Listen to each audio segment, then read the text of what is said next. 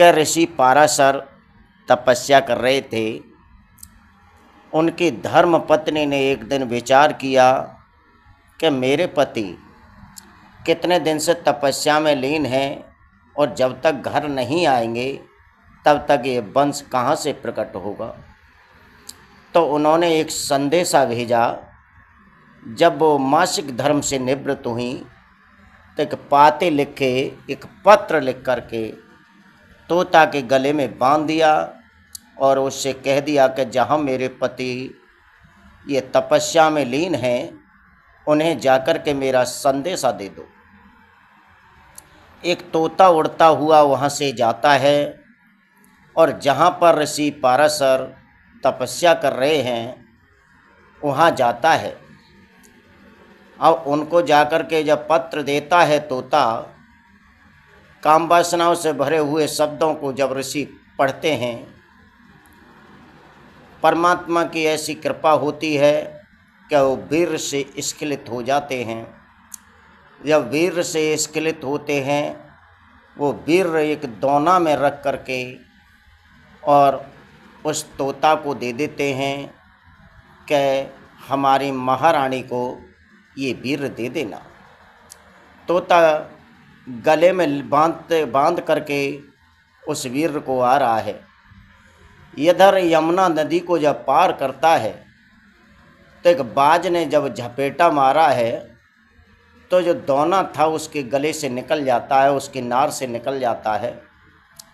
जब यमुना नदी में गिरता है, यमुना नदी में मछली उछाल भरती है और जब उछाल भरती है तो भक्तों, जब मछली जल से बाहर जब उछाल लेती है तो मुंह उसका खुला होता है। क्यों? वो सांस लेने के लिए जल से उछाल भरती है। जब मछली ने उछाल भरी, तोता के गले से वो बिंद भरा दोना जब गिरता है, मछली के मुंह में चला जाता है, मछली उससे निकल जाती है। तोता लौट करके जाता है हस्तिनापुर के लिए और हस्तिनापुर में जाकर के महारानी से कहता है कि रानी, महाराज ने कह दिया अभी मेरा समय नहीं है और समय आने पर मैं अवश्य आऊँगा। तो उसी समय महारानी ने श्राप दे दिया है और कह दिया, हे ऋषिवर, तुम आओगे तो हत, लेकिन जब तक अपनी ही पुत्री से भोग विलास करोगे उसके बाद में आओगे। मेरा ये श्राप है कि अपनी ही पुत्री से भोग करने के बाद घर लौटोगे।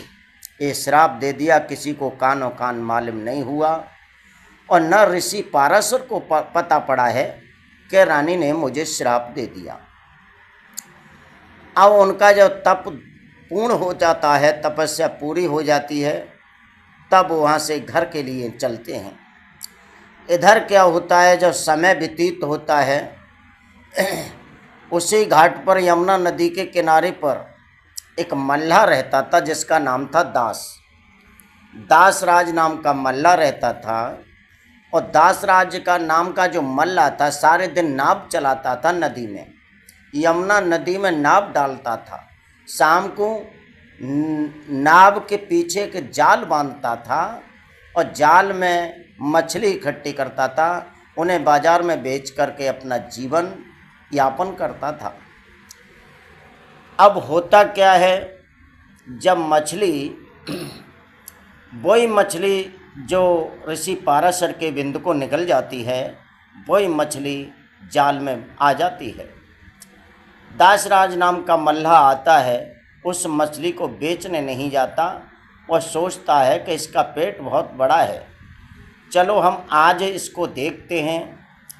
तो चाकू लेकर के और जब उसका पेट फाड़ता है तो दो बच्चे उसमें से निकलते हैं, एक लड़की एक लड़का। लड़की और लड़का का उन्होंने नामकरण संस्कार कराया तो लड़की का नाम रखा गया मत्स्य गंधा और लड़का का नाम रखा गया मत्स्य। जब थोड़े बड़े हो जाते हैं, जब बड़े हुए हैं तो दोनों बच्चों को ले जा करके दासराज नाम का मल्लाह और राजा ऊपर चढ़ के राजधानी में जाता है जब राजा उपरचर को जा कर के दिखाता है कि महाराज, मैंने जब नदी में नाव डालता हूँ शाम को, जब जाल डाला, एक मछली जाल में फंस गई है और उस मछली का जब मैंने पेट चाक किया तो उससे ये 2 बच्चे निकले हैं। अब मैं इनका क्या करूं?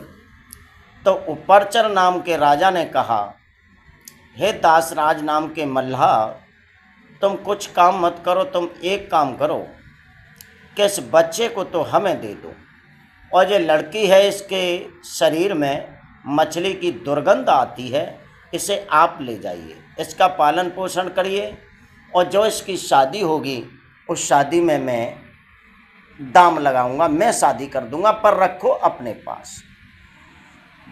दासराज नाम का मल्ला उस लड़की को लेके आता है तो मछली की दुर्गंध आने के कारण उस लड़की का नाम रखता है मत्स्य गंधा। मत्स्य गंधा नाम है उसका। अब किशोर हो जाती है, जवान हो जाती है, किशोरी हो जाती है। इधर ऋषि पाराशर आ रहे हैं। जब आकर के ऋषि पल्ली तरफ खड़े हो जाते हैं और ऋषि खड़े हुए, इधर वो मत्स्य गंधा दासराज नाम के मल्लाह के लिए भोजन लेकर के जाती है। जब दासराज नाम के मल्लाह के लिए भोजन लेके जाती है और भोजन रख के सामने जब दासराज नाम का मल्लाह बैठता है, उसी वक्त ऋषि आवाज़ दे देते हैं, अरे नाव वाले भाई, नाव इधर लेकर के आओ, हमें इस नदी से पार कर दो। दासराज नाम का मल्लाह सोचने लगा, अगर भोजन छोड़ देता हूँ तो मुझे भोजन श्राप देगा, और ऋषि को पार नहीं करता हूँ तो ऋषि मुझे श्राप देंगे। अब मैं क्या करूँ? अब दासराज नाम का मल्लाह बहुत चक्कर में पड़ गया, क्या करना चाहिए मुझको। तो उसकी जो लड़की थी, जो मछली के पेट से निकली थी, जिसका नाम मत्स्य गंधा था, मत्स्य गंधा ने दोनों तरफ देखा, उधर ऋषि खड़े हैं, इधर मेरे पिताश्री भोजन के लिए बैठे हैं, और मन में ये विचार कर रहे हैं कि भोजन अगर मैंने त्याग दिया तो भोजन मुझे श्राप देगा, और ऋषि को नहीं पार किया तो ऋषि मुझे श्राप देंगे। अब मैं क्या करूं? तब लड़की दोनों के मन की बात अपने हृदय में जानते हुए और अपने पिताश्री उस दासराज नाम के मल्लाह से कहा, हे पिताश्री, आप तो भोजन करिए, और आपकी अगर आज्ञा हो तो मैं इस ऋषि को पार कर देती हूँ। मल्ला दासराज नाम का मल्ला कहने लगा, पुत्री, तुम नाव चलाना नहीं जानती हो। अरे नाव तुम चला नहीं सकती, तुम कैसे ऋषिवर को पार कर दोगी?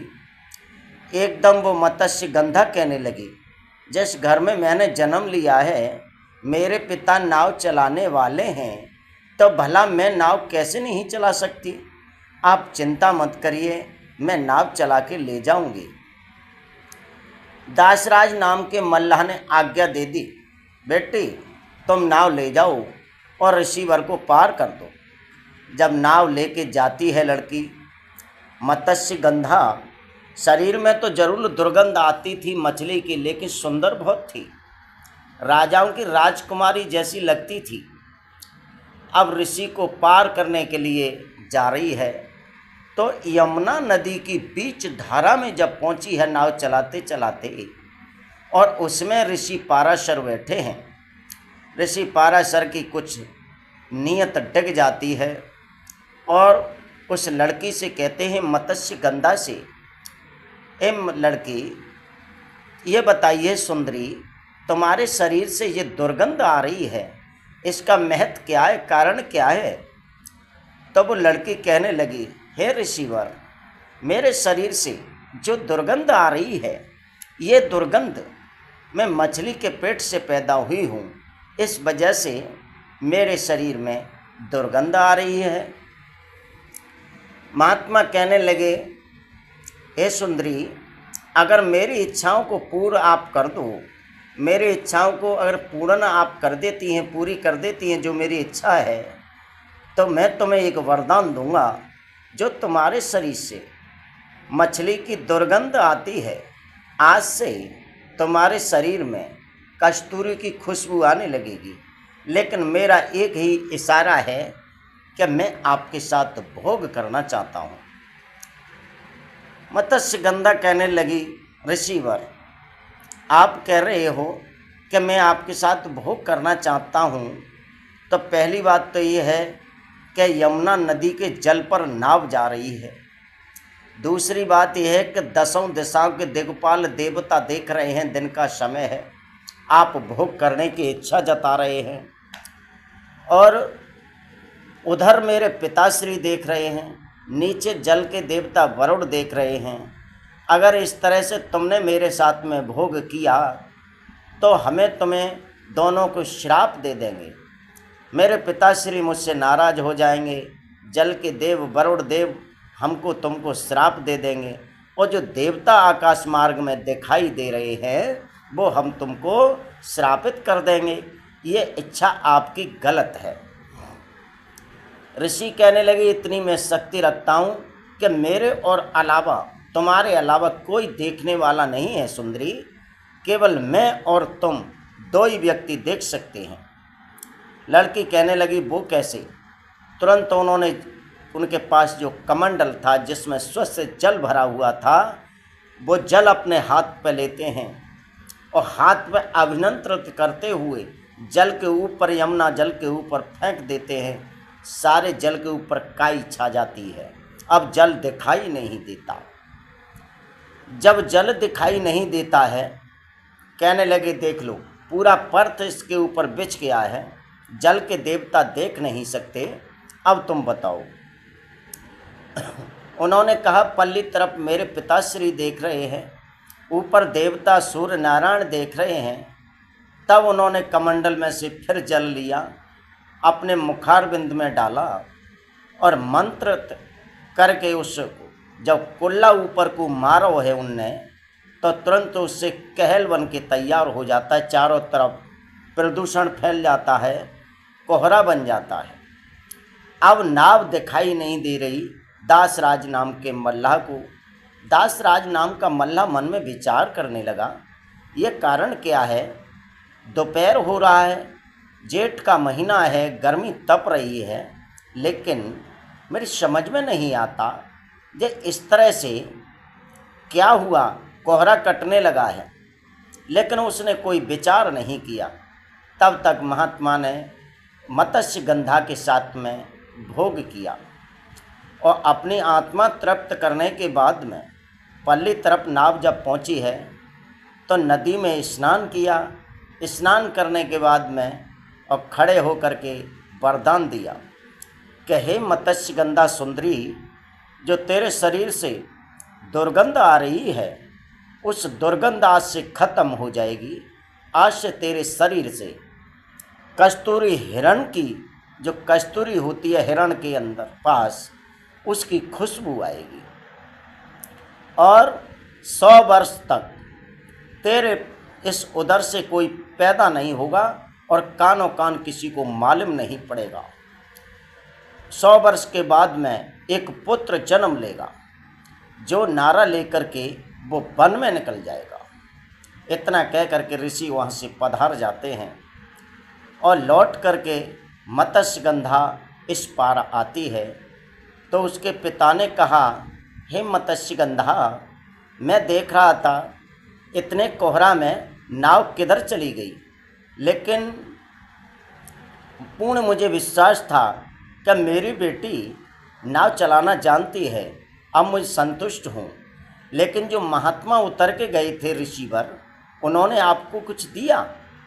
मत्स्यगंधा कहने लगी, पिताश्री, मुझे तो उन्होंने कुछ नहीं दिया, लेकिन आपको कुछ लगता है? दासराज नाम का मल्लाह कहने लगा, मुझे लगता है, मुझे ये लग रहा है कि जो तेरे शरीर से जो दुर्गंध आती थी, वो दुर्गंध तो अब ख़त्म हो गई है, कस्तूरी की खुशबू आ रही है, इतना मुझे लग रहा है। मत्स्यगंधा कहने लगी, उन्होंने नाव की उतराई में मुझे यही दिया है कि जो मेरे शरीर से दुर्गंध आती थी, वो दुर्गंध खत्म हो गई है, अब मेरे शरीर से कस्तूरी की खुशबू आने लगी है। दासराज नाम का मल्लाह कहने लगा, तो ठीक है पुत्री, मैं इससे आगे कुछ कहना नहीं चाहता। और इधर ऋषि तो चले जाते हैं और